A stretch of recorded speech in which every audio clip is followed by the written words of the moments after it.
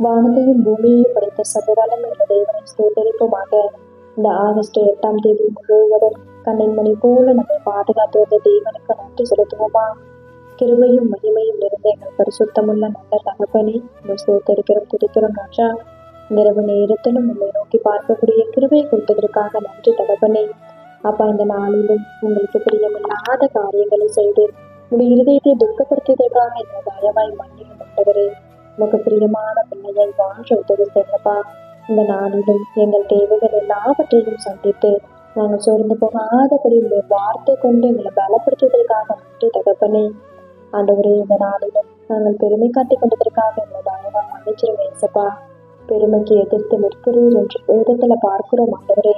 அப்பா, இங்க நாங்க பெருமை காட்டிக்கொள்ள அளவுக்கு எங்களால எதுவுமே இல்லை ராஜா, எல்லாமே நீங்க கொடுத்தது சப்பா. அதை உணர்ந்தவர்களால் எல்லா சூழ்நிலையிலும் தாழ்மையை நடந்து கொள்ள எங்களுக்கு கற்று தருவீராக. உண்மை போல எல்லாரையும் நேசிக்க கற்றுத்தாரு. இந்த இரவு நேரத்தில் ஜெபிக்கிற ஒவ்வொருவரையும் ஆசீர்வதிங்கப்பா. அவர்கள் குடும்பங்களையும் நீர் பாதுகாத்து வழிநடத்தும். எங்கள் ஆவி, ஆத்மா, சரீரம் முழுவதையும் உடைய கரத்திலே கொடுக்கிறோம். நீர் பொறுப்படுத்த நீர் வழிநடத்தும்.